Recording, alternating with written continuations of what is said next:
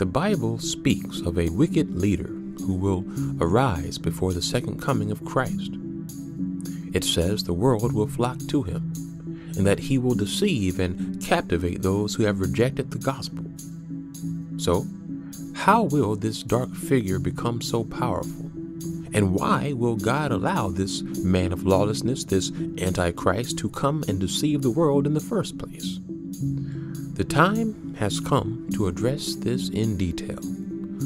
What you are about to see will not be easy to accept, but we have a duty to cover what the Bible says will happen when the Antichrist rises into power.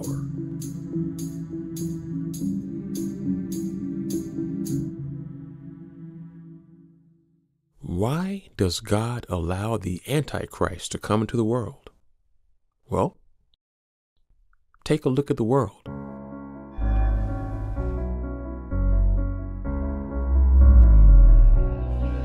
For the most part, people go about their lives, enjoying worlds of fantasy, idolizing celebrities, living to do whatever will make them happy. And most couldn't care less about God. You ask a random person what do they think about Jesus, and they will look at you like you are insane. People just don't care about God these days. Many of us live in a way that is the direct opposite of righteousness, and in a way that does not please God.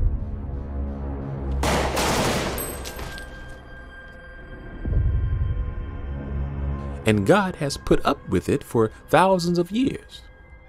And you know what? He probably could put up with it for a little bit longer if we were completely ignorant regarding truth. But guess what? Nowadays, most of us know truth. Most of the world knows about Jesus, about him sacrificing his life so that we could have a relationship with God. Most of the world knows about the Ten Commandments and what God considers moral and just behavior. Most of the world has heard the gospel. And so this is why we are living in a very interesting time, because unlike any other time in history, we are living in a world of intelligent rebellion. You see, humanity has always been in rebellion against God's will, but in times past, most humans were ignorant of God's law and how he loved us enough to allow Jesus to die for us. And so his patience had not quite run out. Humanity at that point was in a state of ignorant rebellion. But today, you ask any atheist on the street corner what is the gospel, and they can tell you. You ask a Satanist what are the Ten Commandments, and he can tell you. Today, we have, for the first time, intelligent rebellion against God. And when that takes place, the only thing left is the impending judgment of God. Look at what Paul said to the people of Athens. In the past, God overlooked such ignorance, but now he commands all people everywhere to repent. For he has set a day when he will judge the world with justice by the man he has appointed, and he has given proof of this to everyone by raising him from the dead. Now, Paul here was hinting at how God's patience was running out then, and that was almost 2,000 years ago. So when does God's patience with this world basically completely run out? What is the final thing that will happen? Well, look at what Jesus said to his followers. So, Jesus was talking to his followers about the judgment of God that will come upon the world and how the world as we know it will no longer be. And so they asked him, when does the end come? Jesus turns and gives them a list of things that must happen before the end. He says to them, there will be wars. There will be famines. He says there will be pestilence, sickness. And then he tells them the final thing to happen before the end of the age and his return. And this gospel of the kingdom will be preached in the whole world as a testimony to all nations, and then the end will come. Why does he say this? Why is it that only after the gospel is preached worldwide that the end will come? Well, as we've been talking about, one reason is because when the whole world finally knows the truth and they still reject it, that's it. That's it. That's the end. God will have had enough. Jesus and the angelic armies will be at the door. The patience of God will have run out. Paul said that the time was near, and in his day, the gospel had only reached around Jerusalem in Asia Minor. But today, my friends, the gospel has nearly reached every country on earth. And even in locations where missionaries have not gone, through technology, the internet, and videos like this, the gospel is spreading. And so when the gospel reaches all nations, will they accept it? Or will they reject it? Well, let's look at what Paul writes in 2 Thessalonians chapter 2. And they perish because they refused to love the truth and so be saved. Here, Paul, he's talking about the state of humanity right before the return of Christ. And so track with me here. Jesus said that before he returns, all nations will have heard the gospel. And here, Paul is saying that they will ultimately refuse to love the truth. So you put the puzzle together, and scripture clearly shows that once the gospel is preached to all nations, it will largely be rejected. Let's look at what Peter wrote about the state of the world before Christ returns. Above all, you must understand that in the last days, scoffers will come, scoffing and following their own evil desires. And then watch this. They will say, where is this coming he promised? Ever since our ancestors died, everything is going on as it has since the beginning of the creation. Where is this coming? They will be scoffers. You see, this here shows that in the last days, you will have people mocking and scoffing the things of God.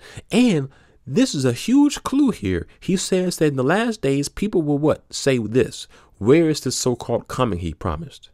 This shows that at this point, the gospel has clearly reached the nations. In fact, they know it so well that they know that Jesus is actually supposed to come back. You see? But instead of anticipating and being excited about his return, they will have a type of mentality that will say, where is this so-called second coming y'all been talking about? Things have been going on since the beginning of the creation, since forever. How many times have you heard, it's been almost 2,000 years. Jesus isn't coming back. See, the world knows. They've already heard. They know that he's supposed to return. And as Peter predicted, they are saying, why hasn't he returned? And that's the reason why they're scoffing. Are we living in these times today? Well, let's look at what Jude says. But you must remember, beloved, the predictions of the apostles of our Lord Jesus Christ. They said to you, in the last times, there will be scoffers, following their own ungodly passions. And again, Paul says, but mark this, there will be terrible times in the last days. People will be lovers of themselves, lovers of money, boastful, proud, abusive, disobedient to their parents, ungrateful, unholy, without love, unforgiving, slanderous, without self-control, brutal, not lovers of good, treacherous, rash, conceited, lovers of pleasure rather than lovers of God. And so when you look at what the Bible says about humanity before the second coming of Christ, you have to ask yourself this: do we see that today?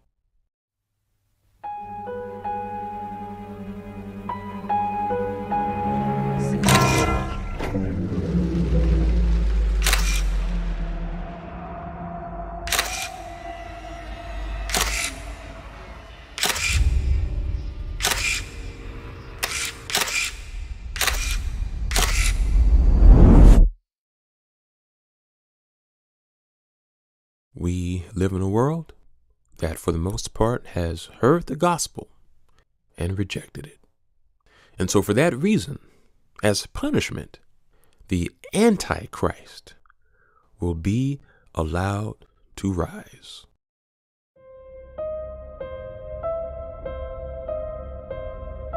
As it is written, 2 Thessalonians, the coming of the lawless one will be in accordance with how Satan works. He will use all sorts of displays of power through signs and wonders that serve the lie, and all the ways that wickedness deceives those who are perishing. They perish because they refuse to love the truth and so be saved. And so for this reason, here it is, God sends them a powerful delusion so that they will believe the lie, and so that all will be condemned who have not believed the truth but have delighted in wickedness. And so basically, once the world rejects the sacrifice of the true Messiah, once they spit in the face of God, even though he allowed his son to die for them, God in his anger will allow the false Messiah to rise. You see, Satan is already deceiving the world. Absolutely, there's no doubt about that. But he is in a way being held back from fully unleashing satanic power on the world.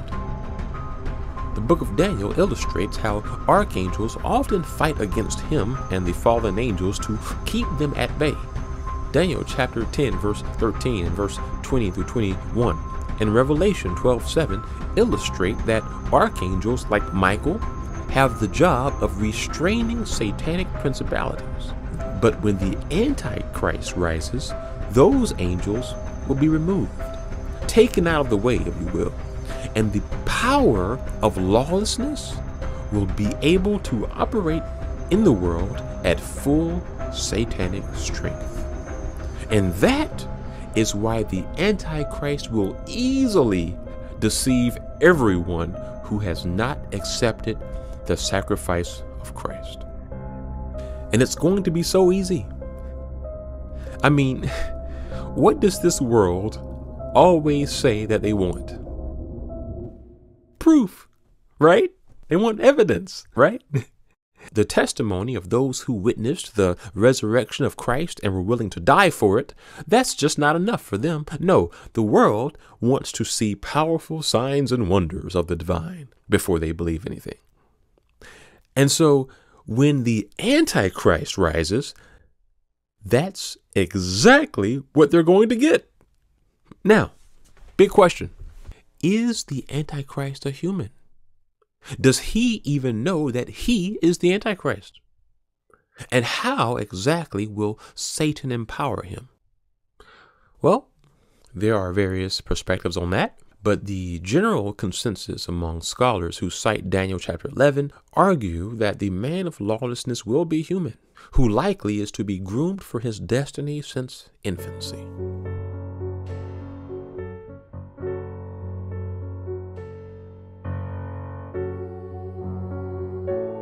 He likely will come from prestige,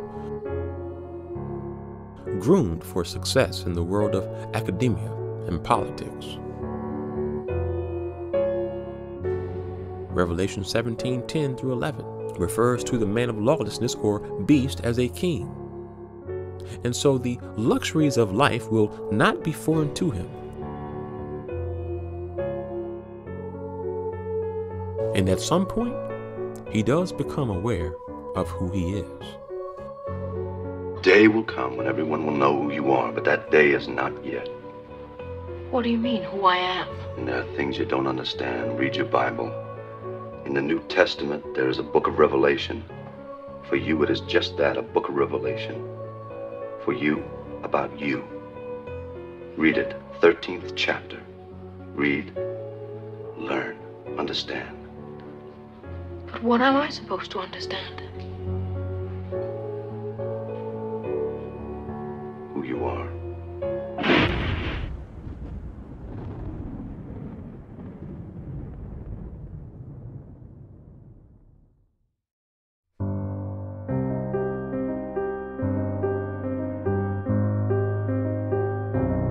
he discovers himself in the scriptures. That's a lot to accept. But with it comes power and influence. And so he will embrace his destiny.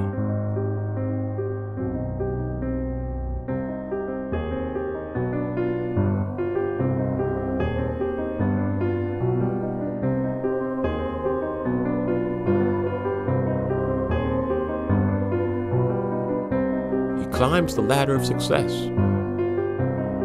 People flock to him.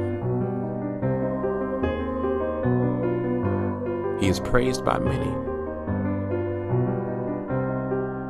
Those who know Bible prophecy will see these things unfolding right before their very eyes. He will likely seem to be a successful leader, perhaps even spiritual. But when he prays, it certainly won't be to the King of Kings, no. Scripture says that he shall regard neither the God of his fathers nor the desire of woman. A God which his fathers did not know, he shall honor with gold and silver, with precious stones and pleasant things. And there are some scholars who conclude that he may be a descendant of Israel, since the language here speaks of him not honoring the God of his fathers, which of course would assume that this is speaking of the Abrahamic God. But nevertheless, this is certainly more evidence that he is a human. Also, it is important to mention that much of the descriptions of this wicked future king that you will read about in Daniel chapter 11, much of those are referred to as dual prophetic parallel. Well, what's that? Well, scholars note that Daniel chapter 8, 11, and 12 specifically are not only speaking about the reign of the coming Antichrist, but also refer to King Antiochus IV Epiphanes, one of the 4 kings that emerged from Alexander the Great's kingdom. And the apocalyptic literature often does this. It will prophesy something that will happen soon in the lifetime of its immediate readers, and that prophecy will parallel a distant future event as well. Jesus does this in Matthew 24. He speaks with his audience using the same language to simultaneously describe 2 future events. He prophesies the siege of Jerusalem by the Romans in 70 AD, which simultaneously parallels the future attack on Jerusalem near the end of days by the forces of darkness. So, dual prophetic parallels are very common in the apocalyptic genre. In the case of the Antichrist, in the book of Daniel, in chapter 8, 11, we read about how this coming king will do away with the sacrifices at the Temple of Jerusalem. According to Jewish history, King Antiochus IV Epiphanes actually did force many Jews to abandon their laws and customs, which parallels how the Antichrist will try to do the same thing by forcing many to abandon the things of God. Also, Paul writes in 2 Thessalonians that the Antichrist will claim to be the manifestation of God. Interestingly, the name Epiphanes means God manifested. So you see how God illustrates what is to come through real examples throughout history. Now, in Daniel chapter 8, the prophecy clearly shows that this wicked king is more than just a historical figure, but is also referring to the ultimate wicked king, the Antichrist, who will fight against God. As it reads, he will destroy many and will take his stand against the prince of princes. Yet he will be destroyed, but not by human power. So here, the prophecy gives hints that this is a future parallel. And Paul echoes this as he writes, "Then the lawless one will be revealed, whom the Lord will consume with the breath of his mouth and destroy with the brightness of his coming." Again, we see that he will be destroyed, but not by human power, but by Christ, the Prince of Princes, the King of Kings, at the second coming. And so when the angels were giving Daniel these visions to write down, they let him know that the ultimate fulfillment of these things would take place in the distant future. Look at what it reads. And he will be destroyed, but not by human power. The vision of the evenings and mornings that has been given to you is true, but seal up the vision, for it concerns the distant future. So it's clear, before he is destroyed by Jesus, he will rule some type of powerful government. But how does he rise to that point? Well, one common perspective is that he will deceive many religious groups who are expecting a Messiah into believing that he is their Messiah. And that would immediately give him billions of devoted followers. And we see hints of this in the text. In Micah chapter 4, the Messiah is said to bring about the reestablishment of God's temple, right? Well, we see in 2 Thessalonians that the Antichrist will also have something to do with the establishment of a new temple. So you see how he's going to be trying to do things that the prophets foretold the Messiah is supposed to do. And so if that is to happen, if he's trying to do these messianic things involving himself around temples, imagine how many would flock to him thinking that he is their promised Messiah.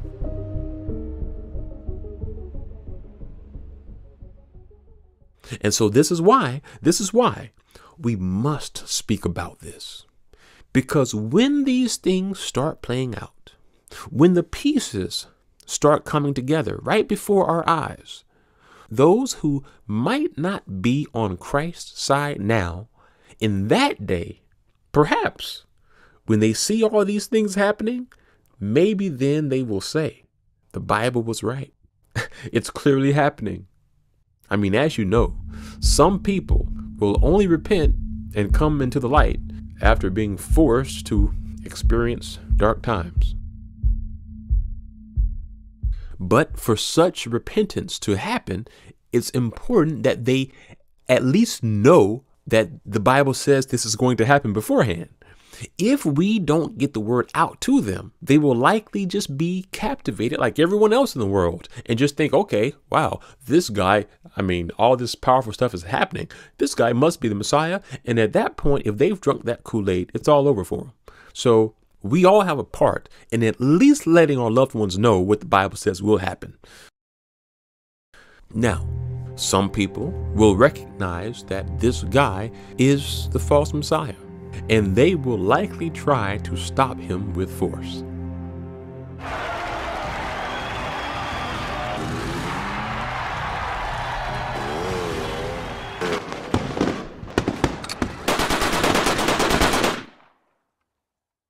But remember, Scripture says that he will not be destroyed by human power, but only by God's power at the second coming. So any attempt to stop him with human means will actually only make him seem more divine to his followers, because he won't be able to be stopped.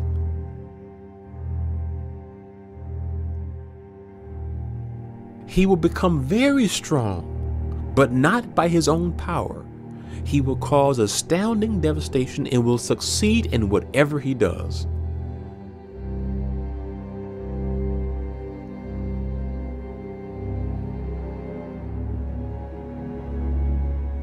As his influence rises, agreements will be made with various religious groups and nations. In him, they will trust.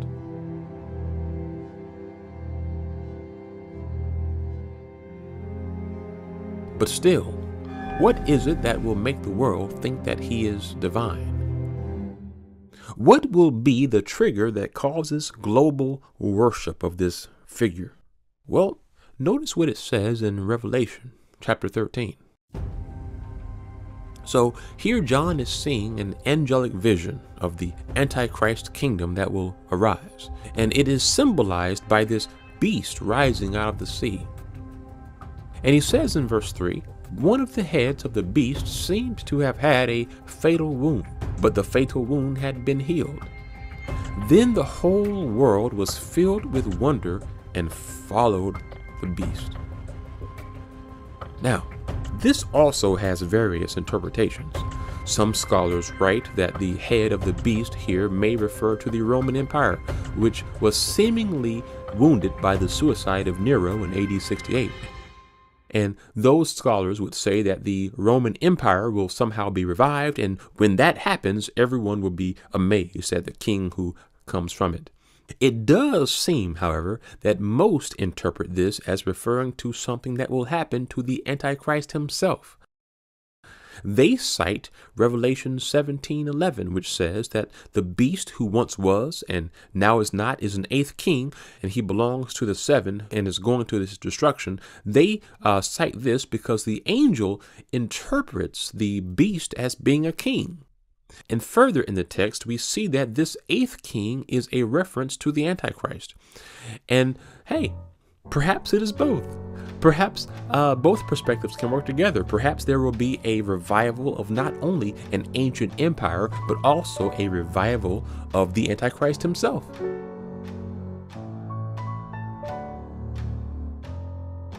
And so you will find many arguing that the main thing that causes the world to worship this king, to be marveled by him, is when he somehow is miraculously revived. Now, how would such a thing play out? Well, again, around this point, the man of lawlessness will already be poised for success.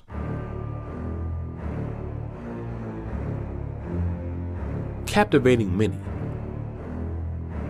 empowered by the forces of darkness.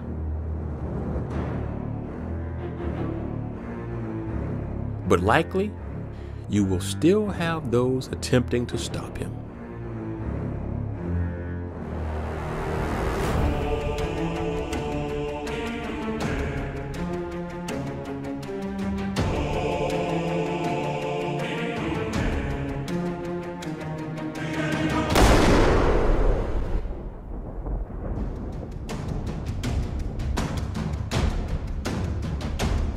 He receives what seems to be a fatal wound.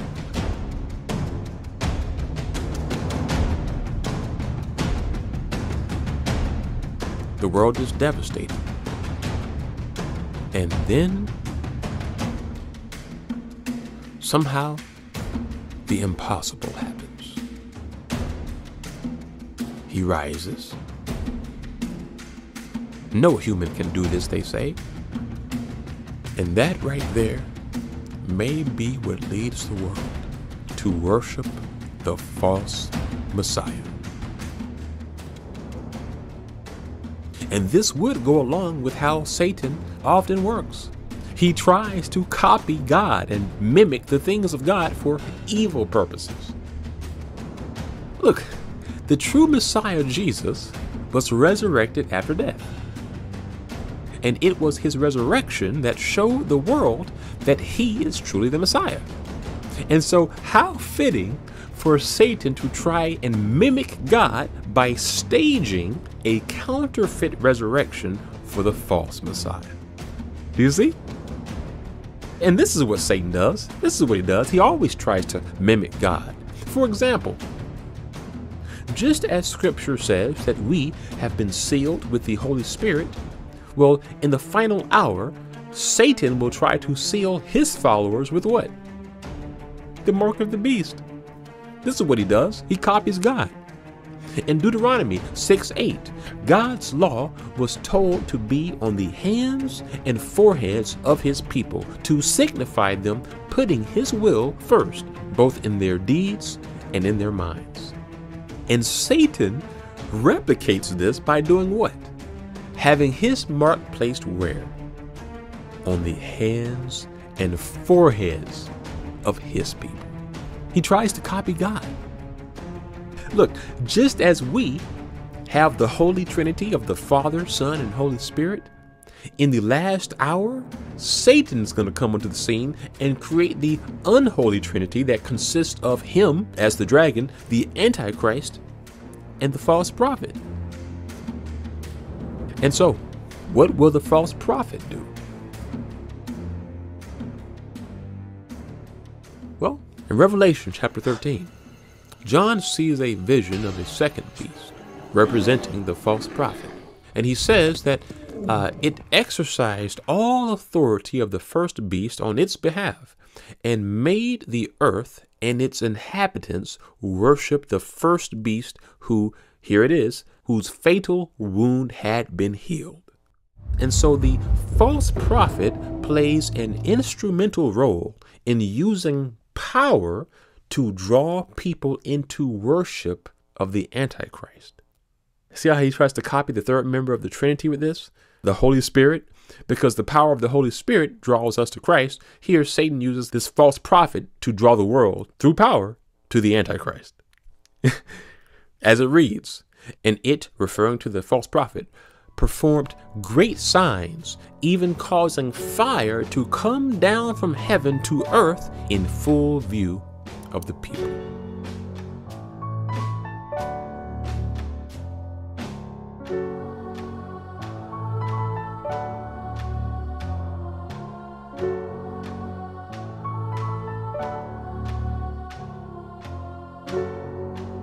Wow. The world says that they will only believe after having proof. Well, they're going to get it, and many will easily be deceived.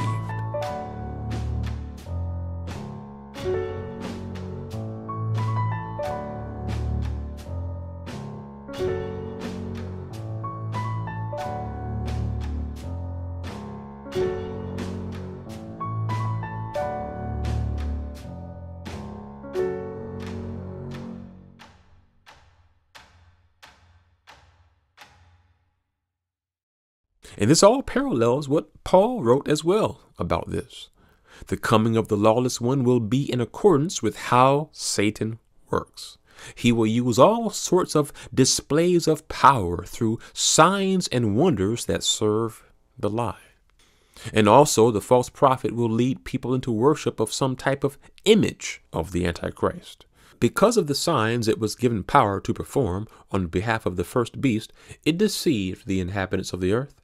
It ordered them to set up an image in honor of the beast, who was wounded by the sword and yet lived. And he was given power to give breath to the image of the beast, so that the image itself could speak and cause all who refused to worship the image to be killed.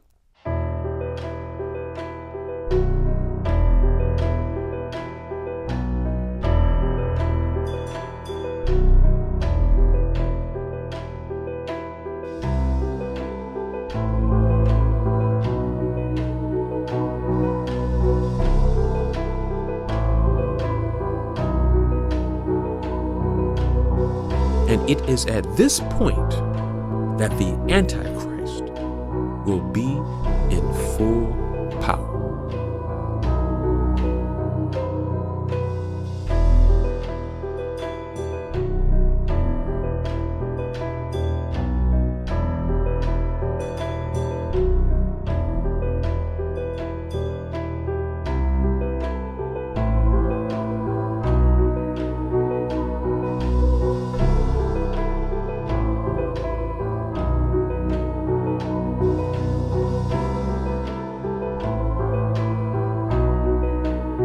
And with the world under his control, he will become prideful and will eventually declare himself to be God. He will oppose and will exalt himself over everything that is called God or is worshipped, so that he sets himself up in God's temple, proclaiming himself to be God. The king will do as he pleases. He will exalt and magnify himself above every god and will say unheard of things against the God of gods. He will be successful until the time of wrath is completed. For what has been determined must take place. So, is all of this soon to take place? Well, Jesus said that the gospel would first reach all nations. The apostles foretold that the world would then reject that gospel and that humanity would become godless, only believing in what they can see. And so I think that you can reasonably say that we are living in a generation very close to that reality.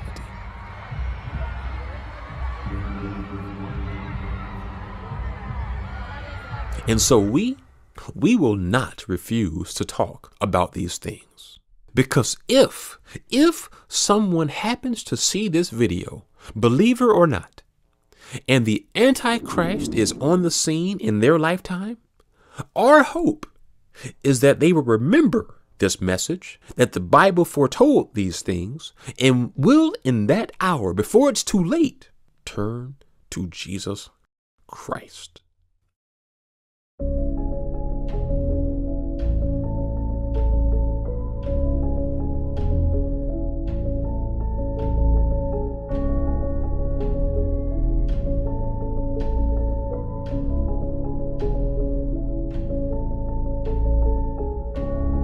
And so what will you do?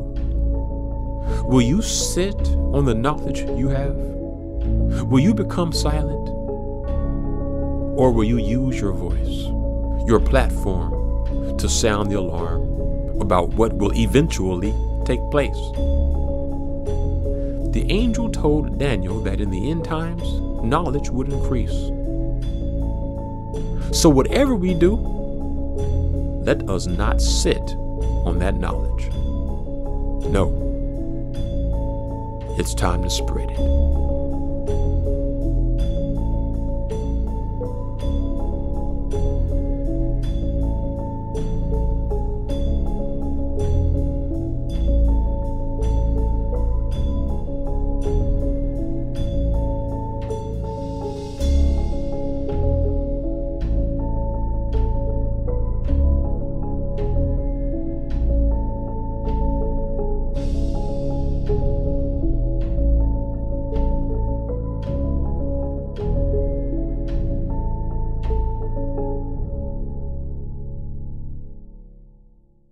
So, we see how the Antichrist will rise into power, but does the Bible give us any clues regarding his identity?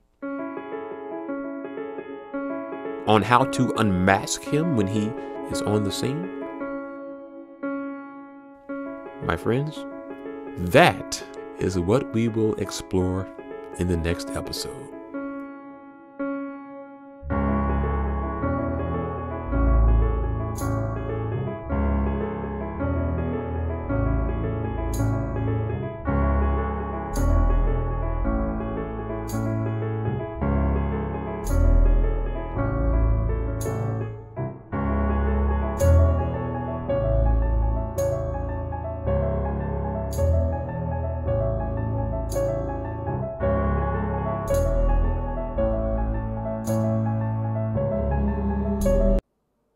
Luar biasa sekali ya. Tadi memang saudara yang belum pernah ke gereja ini, ya 2 bulan ini Oktober sampai November, tema kita adalah akhir zaman. Kita tidak bisa memberikan misalnya YouTube akhir zaman. Saudara nggak bakal nonton deh, nggak bakal nonton. Tapi kalau di gereja, saudara tidak bisa kemana-mana. Maka kita kasih pelajaran akhir zaman. Saudara pernah nggak lihat YouTube tentang akhir zaman? Saya rasa nggak pernah.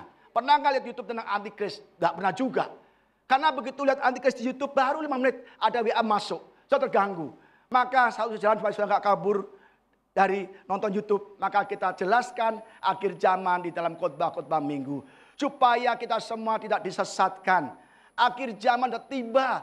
Mungkin saat ini baru pembukaan, baru awal-awalnya. Enggak nongol, iblis suka setan, mungkin enggak saudara. Tetapi dengan kemewahan dunia, dengan diskotik, hura-hura, narkoba dan semua free sex segala, kita nggak sadar setan bekerja, dia akan menghasut kita satu persatu dan akhirnya kita jatuh ke dalam dosa dan kita sudah malas ibadah lagi saudara.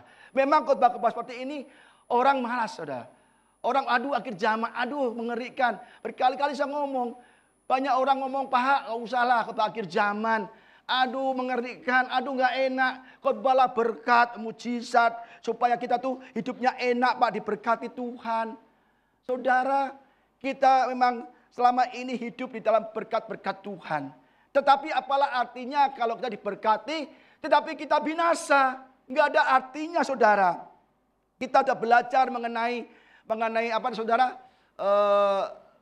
6 meterai murka Allah, ya kan? Terus 7 sangkakala murka Allah. Dan di tengah-tengah antara 6 meterai ke-6 dan ke-7 ada 144.000 saksi. Habis itu banyak dimenangkan. Sekelompok besar orang, sejumlah besar orang. Ya dari bangsa, suku, bahasa. Mereka diselamatkan melalui saksi ini, saudara. Tetapi kali ini saya akan menyampaikan firman Tuhan tentang hukuman murka Allah yang terakhir. Murka Allah yang terakhir. Itu nggak ada lagi, saudara. Mari klik coba ya. Berjudul adalah 7 cawan murka Tuhan yang terakhir. Ya. Jadi habis ini nggak ada lagi. Memang kita mengalami 21 murka Allah. 7 meterai. Ya. Orang nggak bertobat, betul, keras, kelaparan, bencana alam, perang, penyakit, semua ditulahkan di meterai, 7 meterai. Masih nggak bertobat, Tuhan kirim 144.000 saksi. Masih belum lagi bertobat, kasihan hati, masuk ke 7 sangkakala. Lebih hebat lagi itu, ya, sepertiga dari laut hancur semua. Kita lebih parah lagi, tetapi masih belum bertobat dan Tuhan curahkan 7 cawan, yaitu 7 murka Allah yang terakhir, total 21. Dan setiap murka Allah dari yang 1 sampai ke 21 itu escalated, itu namanya meningkat kengeriannya, meningkat sisaannya. Jadi kita siap, ya. Maka itu jangan sampai kita masuk ke masa tribulasi, ya. Inilah 7 murka Allah yang terakhir, ya. Wahyu 15 ayat 1 dan 6 sampai 8. Dan aku melihat suatu tanda lain di langit besar dan ajaib. 7 malaikat dengan 7 malapetaka terakhir. Karena dengan itu berakhirlah murka Allah, ya. Berakhirlah murka Allah setelah 7 cawan ini. Dan ke-7 malaikat dengan ke-7 malapetaka ini keluar dari bait suci berpakaian lenan yang putih bersih dan berkilau-kilauan dan dadanya berlilitan ikat pinggang dari emas. Dan 1 dari ke-4 makhluk itu memberikan kepada ke-7 malaikat itu 7 cawan dari emas yang penuh berisi murka Allah, yaitu Allah yang hidup sampai selamanya. Dan bait suci itu dipenuhi asap karena kemuliaan Allah dan karena kuasanya, dan seorang pun tidak dapat memasuki bait suci sebelum berakhir ke-7 malapetaka dari 7 malaikat ini. Saudara, sebelum saya akan sampaikan khotbah ini dan seterusnya, saudara ini bingung karena apa? Kita itu perlu hikmat, perlu pengertian tentang semua yang ada di 7 cawan ini. Untuk mempermudah saudara mengerti, maka akan saya tayangkan sekali lagi video. Jadi rangkuman, ringkasan dari apa yang akan saya sampaikan ini. Cuma 4 menit saja, 4 menit. Ya. Dan ini semua berisi cawan Allah, murka Allah dari cawan pertama sampai cawan ke-7. Setelah sudah tonton ini, saya khotbah juga enak. Saya nggak bingung tanya, Pak Budi ngomong apa ya, saya nggak ngerti. Maka saya kasih film untuk mempermudah saudara untuk mengerti. Ya. Silakan multimedia. Then I heard a loud voice from the temple telling the 7 angels, "Go and pour out on the earth the 7 bowls of the wrath of God." So the first angel went and poured out his bowl on the earth, and harmful and painful sores came upon the people who bore the mark of the beast and worshipped its image. The second angel poured out his bowl into the sea, and it became like the blood of a corpse, and every living thing died that was in the sea. The third angel poured out his bowl into the rivers and the springs of water, and they became blood. And I heard the angel in charge of the waters say, "Just are you, O Holy One, who is and who was, for you brought these judgments. For they have shed the blood of saints and prophets, and you have given them blood to drink. It is what they deserve." And I heard the altar saying, "Yes, Lord God the Almighty, true and just are your judgments." The fourth angel poured out his bowl on the sun, and it was allowed to scorch people with fire. They were scorched by the fierce heat, and they cursed the name of God who had power over these plagues. They did not repent and give him glory. The fifth angel poured out his bowl on the throne of the beast, and its kingdom was plunged into darkness. People gnawed their tongues in anguish and cursed the God of heaven for their pain and sores. They did not repent of their deeds. The sixth angel poured out his bowl on the great river Euphrates, and its water was dried up to prepare the way for the kings from the east. And I saw coming out of the mouth of the dragon, and out of the mouth of the beast, and out of the mouth of the false prophet, 3 unclean spirits like frogs. For they are demonic spirits performing signs, who go abroad to the kings of the whole world to assemble them for battle on the great day of God the Almighty. Behold, I am coming like a thief. Blessed is the one who stays awake, keeping his garments on, that he may not go about naked and be seen exposed. And they assembled them at the place that in Hebrew is called Armageddon. The seventh angel poured out his bowl into the air, and a loud voice came out of the temple from the throne, saying, It is done. And there were flashes of lightning, rumblings, peals of thunder, and a great earthquake such as there had never been since man was on the earth. So great was that earthquake. The great city was split into 3 parts, and the cities of the nations fell. And God remembered Babylon the Great, to make her drain the cup of the wine of the fury of his wrath. And every island fled away, and no mountains were to be found. And great hailstones, about 100 pounds each, fell from heaven on people, and they cursed God for the plague of the hail, because the plague was so severe.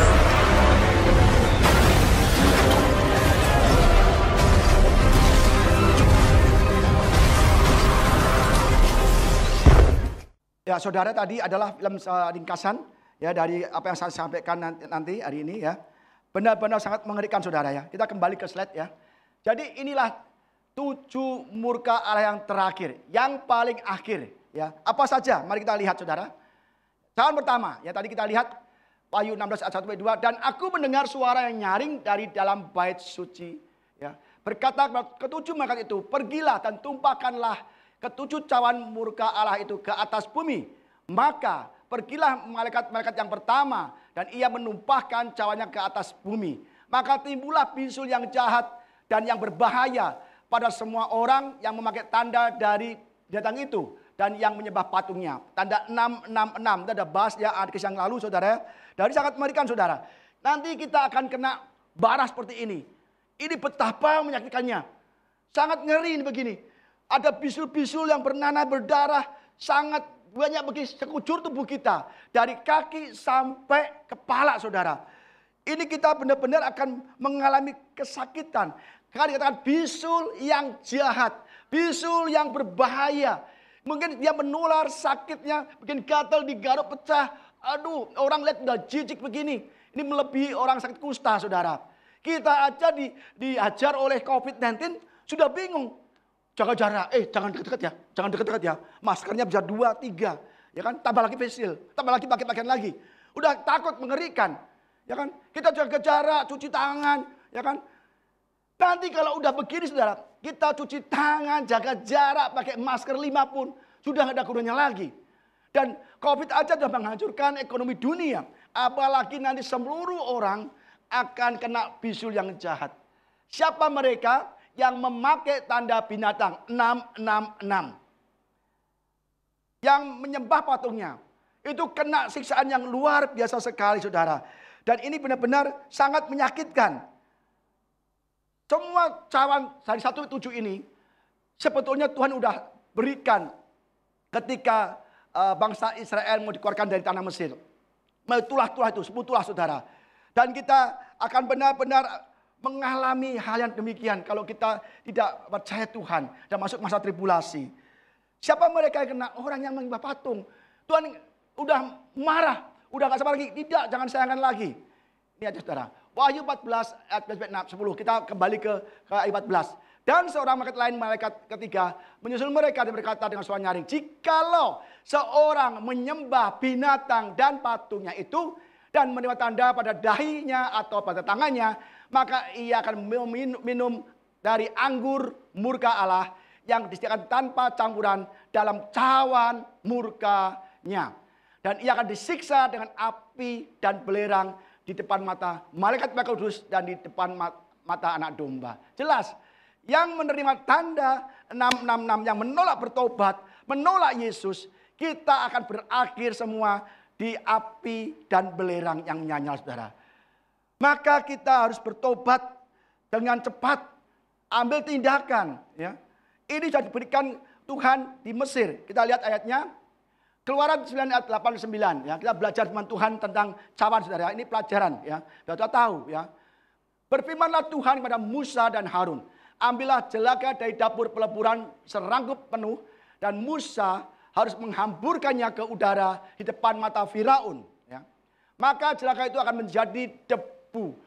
Meliputi seluruh tanah Mesir. Dan akan menjadikan bara yang memecah sebagai gelembung. Kayak bisul. Bara pelindung mecah. Ya. Pada manusia dan binatang di seluruh tanah Mesir. Seperti ini, saudara. Tidak hanya manusia, tapi binatang. Dari kaki sampai kepala kena bara yang kayak benjol-benjol melepus gitu ya. Melepuh-melepuh gitu ya. Ulangan 28 ayat 27. Katakan Tuhan akan menghajar engkau dengan bara Mesir, dengan borok, dengan kedal dan kudis. Yang daripadanya engkau tidak dapat sembuh. Tuhan akan memukul lutut dan kakimu dengan bisul sakit yang tidak dapat disembuhkan. Dari telapak kaki sampai ke puncak kepalamu. Jadi jelas, saudara, bahwa kita tahu bahwa Tuhan seringkali menghukum ya, orang-orang yang jahat, orang-orang yang tidak percaya, orang yang tidak setia, yang menolak Tuhan dengan penyakit kulit. Bisa kusta, borok, bara, bisul yang jahat. Bisa juga dengan eksim seluruh kaki tubuh. Tuhan sering menghukum orang yang tidak setia dengan penyakit-penyakit kulit yang sulit disembuhkan, yang gatel. Kalau digaruk nanti dia pegang pipi, dia kena lagi, menular. Bakterinya, virusnya menular semua. Sering kita lihat sendiri kalau memang Tuhan menghukum rakyatnya dengan tulah penyakit kulit ya. Kita baca raja-raja, ini Gehazi. Dia juga orang nggak jujur ya.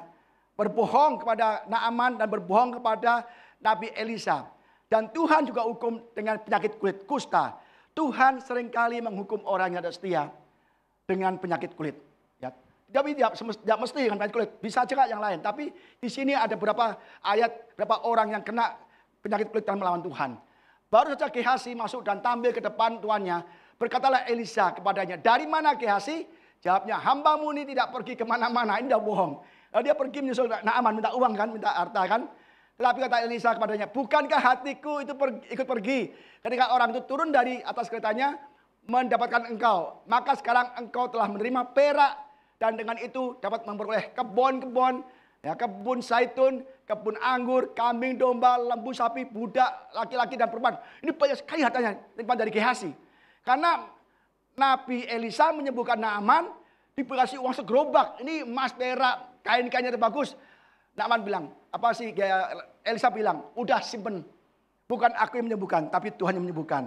Nggak mau, dipaksa, nggak mau lagi Elisa. Lagi hasil lihat, Tuanku kok nggak mau uang ya? Waduh, aku butuh uang nih. Aku butuh keperluan nih, bayar ini, bayar tagihan, macam-macam. Waduh, gawat nih. Tuanku nggak mau uang begitu. Mengatanya langsung hitam jadi hijau. Ya. Langsung wing hijau. Begitu Naaman pergi, Gehazi nyusul. Ya, tetapi penyakit kusta Naaman akan melekat kepadamu dan kepada anak cucumu untuk selama-lamanya. Dan keluar Gehazi dari depannya dengan kena kusta putih seperti salju. Gehazi dikutuk oleh Tuhan karena dia berbohong. Ya, udah gratis kesembuhan, masih minta uang pada Naaman. Dengan berbohong dan Naaman berbohong kepada Nabi Elisa. Dan dia dikutuk kena kusta putih, penyakit kulit. Tidak hanya Gehazi saja, tapi anak cucumu untuk selama-lamanya. Jadi ingat, kalau kita berbuat dosa, main dukun, main pesugihan, main peramal, kita akan dikutuk Tuhan. Tidak hanya kita saja, tetapi anak cucu kita untuk selama-lamanya. Mungkin gak kusta putih pada tangan kita, tapi kusta putih pada kantong kita. Ya kan? Kok kayaknya habis terus, kurang terus. Ya? Tapi kita ke dukun, akhirnya wah kok enak banget. Waduh, melimpah-limpah. Padahal itu adalah berkat dari untuk anak cucu kita. Kita ambil duluan. Ketika kita mempunyai anak dan cucu, semuanya akan menderita, saudara. Hati-hati. Jangan sampai kita berbuat dosa menyembah berhala. Tuhan tidak mau diduakan. Tuhan adalah Allah pencemburu. Jangan ada diduakan. Ini kusta putih. Ada lagi orang yang melawan Musa. Ya. Lihat nih. Bilangan 12 ayat 6. Lalu berfirmanlah ia, dengarlah firmanku ini, jika di antara kamu ada seorang nabi, maka aku, Tuhan nyatakan diriku padanya dalam penglihatan.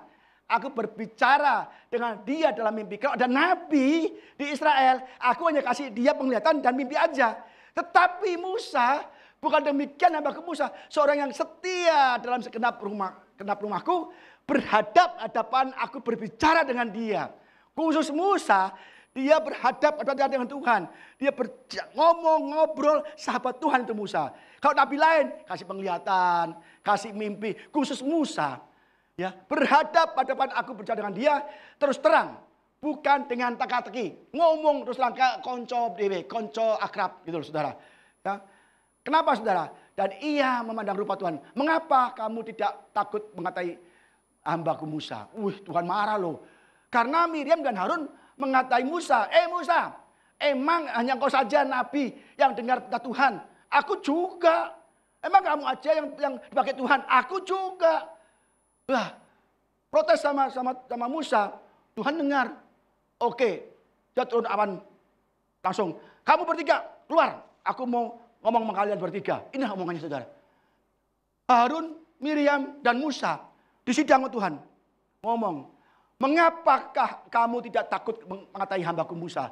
Sebab itu bangkitlah muka Tuhan terhadap mereka. Lalu pergilah ia. Tuhan pergi naik. Dan ketika awan telah naik dari atas kemah, maka tampaklah Miriam kena kusta putih seperti salju. Ketika Harun berpaling kepada Miriam, maka dilihatnya bahwa dia kena kusta. Sekali lagi di sini, bahwa Tuhan menghukum orang yang nggak taat, yang melawan Tuhan, ya, menolak Tuhan, tak setia dengan Tuhan, dihukum dengan penyakit kulit, yaitu adalah kusta putih. Jadi kita jangan melawan Tuhan, ya, jangan kita datang ke iblis, menyembah berhala, cinta uang, menyerang gereja. Waduh saudara, bisa timbul kusta putih saudara, hati-hati. Mungkin kalau zaman sekarang mungkin bisa kena lepra, bisa kena eksim yang ke seluruh tubuh. Jadi cawan pertama dicurahkan, manusia terkena bisul yang jahat dan berbahaya. Itu yang pertama. Tetapi manusia nggak bertobat, maka Tuhan kasih cawan yang kedua. Nah, ini kusta putih ini ya. Ini tangan bisa begini kayak apa saudara? Aduh saudara, jangan ya saudara. Ya. Yang kedua, Wahyu 16 ayat 3. Dan malaikat yang kedua menumpahkan cawannya ke atas laut. Maka airnya menjadi darah seperti darah orang mati. Matilah segala yang bernyawa yang hidup di dalam laut. Sekarang Tuhan mencurahkan cawannya ke atas laut. Dan laut menjadi darah. Tidak hanya darah segar, ya kan? Darahnya darah seperti darah orang mati. Jadi lebih amis, lebih bau busuk. Dan semua binatang di laut yang bernyawa itu mati semua, saudara. Jadi kalau laut udah begitu mati semua, itu gimana? Nggak ada ikan sama sekali. Karena darahnya bukan darah segar. Darahnya seperti darah orang mati. Berarti udah bau, amis, busuk. Itu di laut jadi darah semua. Semua hewan pasti mati. Karena dia nggak bisa minum air kan. Sirkulasi nggak bisa. Mati semua. Ya kan? Ini juga tulah ini juga sudah Tuhan berikan ya di Mesir. Kita lihat saudara ya. Kita baca cepat karena waktunya sedikit, kita punya set 30 saudara ya. Sabar ya saudara ya, biar saya tahu. Keluaran 7 ayat 17 sampai 21. Sebab itu beginilah firman Tuhan, dari hal yang berikut akan kau ketahui bahwa akulah Tuhan. Lihat, dengan tongkat yang di tanganku ini akan kupukul air yang di sungai Nil. Dan air itu akan berubah menjadi darah. Dan ikan yang dalam sungai Nil akan mati. Sehingga sungai Nil akan berbau busuk. Maka orang Mesir akan segan meminum air dari sungai Nil. Selama ini orang Mesir ya mengambil air ya untuk diminum. Tetapi ketika Tuhan merubah air sungai Nil menjadi darah, orang Mesir tidak bisa lagi meminum air dari sungai Nil. Orang Mesir. Jadi saudara, ini sudah jelas sekali. Sama dengan nanti cawan kedua ini. Tetapi skala yang di sini kecil.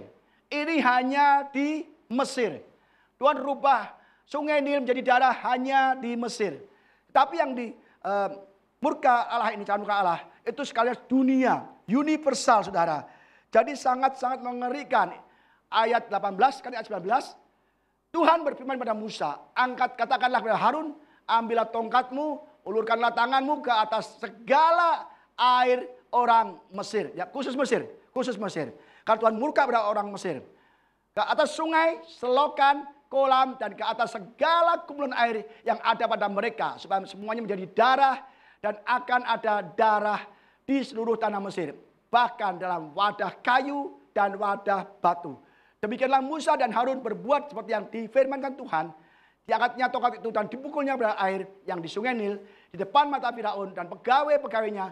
Maka seluruh air yang di sungai Nil berubah menjadi darah.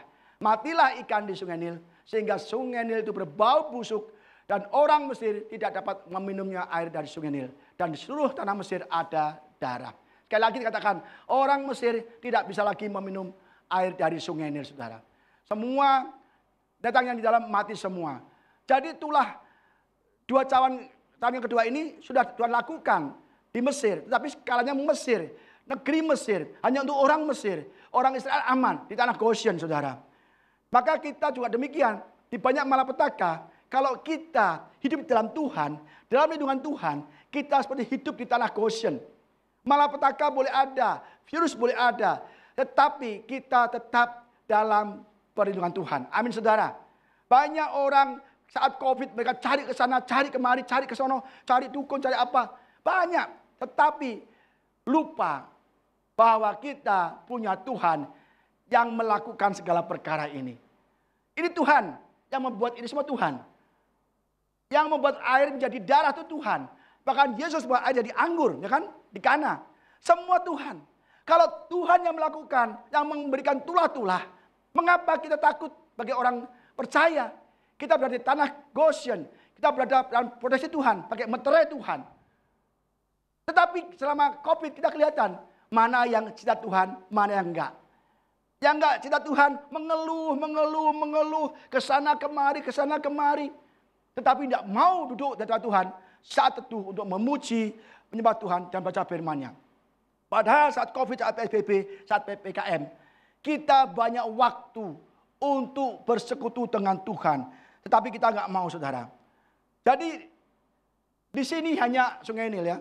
Terus apa yang di pembukaan terakhir ini, semua binatang di laut itu mati. Kalau di sangkakala itu hanya sepertiga binatang di laut mati. Udah cawan terakhir ini. Yang kedua, semua binatang di laut semuanya mati. Waduh, mau kemana saudara? Kita nggak bisa ngapa-ngapain saudara. Sekarang habis laut, cawan ketiga dicurahkan di atas sungai-sungai. Ya. Dan malaikat yang ketiga menumpahkan cawannya atas sungai-sungai dan mata-mata air. Dan semuanya menjadi darah. Ya. Dan sungai-sungai, mata-mata air menjadi darah. Dan aku mendengar malaikat yang berkuasa atas air itu berkata, adil engkau yang ada dan yang sudah ada, engkau yang kudus yang telah menjatuhkan hukuman ini. Karena mereka telah menumpahkan darah orang-orang kudus dan para nabi, engkau juga telah memberikan mereka minum darah. Hal itu wajar bagi mereka. Dan aku mendengar mezbah itu berkata, ya Tuhan, Allah yang maha kuasa, benar dan adil segala penghakimanmu. Jelas bagi orang percaya yang diselamatkan itu adil. Ya. Jadi sungai-sungai, mata air semua menjadi darah. Kita repot. Ya. Kalau kita masuk ke masa tribulasi, ya, ke sini saudara. Laut menjadi darah, sungai menjadi darah, mata-mata air jadi darah. Kita mau ngebor sumur bor mencatat air 10 meter, 20 meter, 30 meter, 100 meter. Yang keluar bukan air tapi darah. Kita mau pakai pam jadi darah. Kita mau nih aqua jadi darah. Semua jadi darah. Padahal saat itu dia butuh air. Orang-orang saat itu butuh air. Kenapa? Banyak bisul-bisul. Ya, bisul semua. Yang jahat perlu dibersihkan dengan air bersih. Tapi tidak ada air. Tapi darah. Semua jadi darah. Ini sangat-sangat mengerikan. Orang tidak bisa.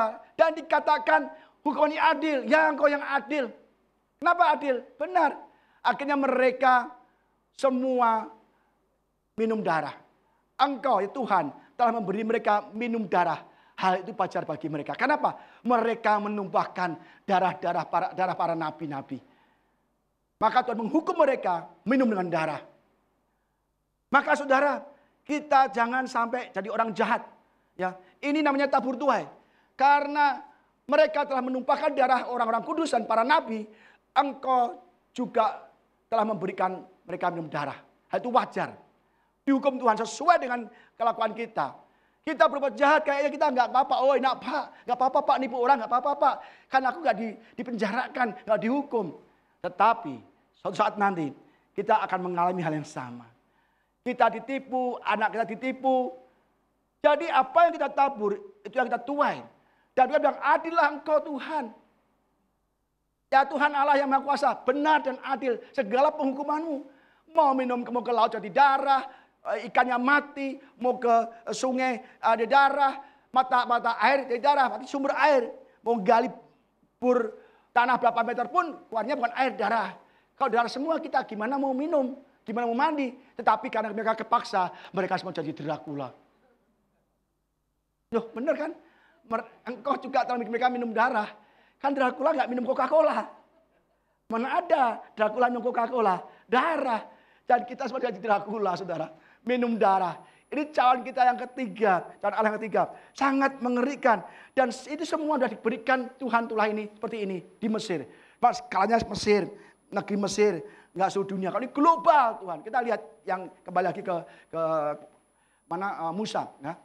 Tuhan berfirman kepada Musa. Katakan kepada Harun. Ambillah tongkatmu. Ulurkan tanganmu ke atas segala air orang Mesir. Kata sungai, selokan, kolam dan ke segala atas segala kumpulan air yang ada pada mereka. Supaya semuanya menjadi darah dan akan ada darah di seluruh tanah Mesir. Bahwa dalam wadah kayu dan ada batu. Bahkan sudah jelas. Ini ada mulanya diisi oleh air. Air bening. Ketika ada Musa, tenang aja ini aku ada air. Dia sebagai dewanya. Dewa, air aku curahkan semua kolam menjadi bening lagi. Nggak ada darah. Begitu curahkan pertama air. Langsung jadi darah. Semua wadah di kayu, batu, ya di dalam rumah, di kamar mandi, semuanya menjadi darah. Bagaimana kita minum? Bagaimana kita mandi? Jangan mandi, minum deh. Kita makan bisa nyangkut, saudara. Makan minumnya air gak ada, darah semua. Darah semua. Ini nanti negeri darah semua, dunia darah semua. Laut, selokan semua, sungai-sungai. Pam semua, darah semua. Jadi ini sangat mengerikan. Di istana Firaun, di luar istana, di dalam rumah. Kecuali di tanah Goshen. Tuhan proteksi. Sekali lagi, kalau kita dalam proteksi Tuhan, kita aman. Menghadapi segala malapetaka. Kalau kasih kita meterai, kita ada bahas main kan. Saksi Yesus, kasih meterai. Dan kita tidak akan kena segala musibah. Cawan yang keempat. Nah, cepat karena kini waktunya nggak keburu saudara. Ya.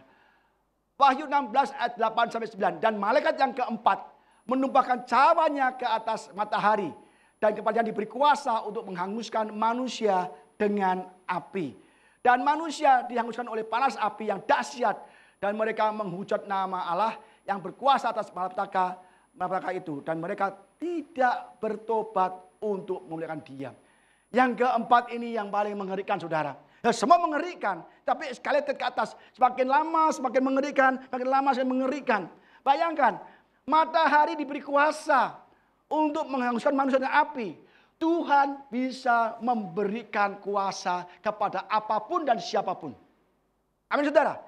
Tuhan yang berkuasa kok. Kalau kita tahu semua bencana malapetaka dari Tuhan. Kenapa kita nggak datang ke Tuhan? Tapi malah mereka nggak bertobat. Ini benar-benar kepala batu. Hatinya keras. Udah tahu dari Tuhan. Datanglah pada Tuhan. Tuhan ampuni Tuhan. Jauhkan aku dari malapetaka. Enggak. Malah mereka tidak bertobat. Menolak untuk bertobat. Kata dalam bahasa Inggrisnya saudara. Saya nggak tahu ini gimana kok matahari bisa menghanguskan manusia. Ada dua cara mungkin ya. Ini kalau menurut saya nih. Pertama, matahari itu meningkat panasnya sehingga bumi bisa panas. Atau matahari mendekatkan diri ya kepada bumi supaya lebih panas lagi. Mungkin ada dua cara. Dia mungkin naik temperaturnya dengan sangat dahsyat tinggi atau dia dekat dengan bumi.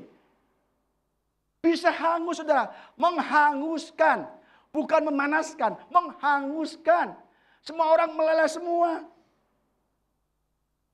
Kita mau kemana? Ngadem di AC? Nggak bisa saudara. Nggak bisa, kebakar semua. Saya yakin, saya percaya, kalau bumi memanaskan, menghanguskan manusia, saya percaya. Matahari juga menghanguskan pohon-pohonan, tumbuh-tumbuhan, hewan. Semua hangus. Ikan di laut sudah mati semua. Binatang di bumi dihanguskan. Sapi itu, begitu matahari dekat, jadi steak, saudara. Jadi steak. Ya dong. Kita sekarang dari sapi yang dipanaskan kan dengan bara api kan sama juga. Begitu di sini ada sapi langsung jadi steak, tinggal potong aja saudara. Mau well done atau mau medium rare, ya kan? Itu saudara, benar. Jadi ini mengerikan. Jangan sampai kita masuk terus Jakarta aja, saya searching di Google. Suhu terpanas adalah 34 sampai 36 derajat Celcius. Ini bisa berapa derajat sampai kulit melepuh. Sampai kita hangus. Ibu Ida kebakaran 6 tahun lalu. Itu panasnya kayak apa? Bep, itu aja dah. Waduh panasnya kayak apa? Kulit melepuh semua. Baru bep, itu aja dah. Melepuh semua. Wajah, tangan, kaki melepuh semua. Lah ini dipanaskan pada hari-hari. Dibakar setiap saat dengan matahari. Kita bisa jadi kering crack saudara. Kering banget saudara. Jadi kita harus hati-hati. Ya. Jangan sampai masuk ke dalam masa tribulasi. Sangat mengerikan. Kita nggak bisa kemana-mana saudara. Di saat kita garing, panas, melepuh kulitnya. Kita mau cari air minum. Semuanya di darah saudara. Aduh. Kita bisa cari mati saudara. Tapi mati akan menjauhi kita. Tidak bisa kita mati. Karena apa? Itu sulit untuk mati. Karena apa? Kita disiksa dulu. Tuhan murka dulu. Nanti akhirnya mati juga. Tetapi Tuhan murka. Kita mau ngadem, aduh panas, tenang aja Pak, aku punya bathtub, punya kamar mandi, bak yang dingin, bisa merendam. Saudara di mana?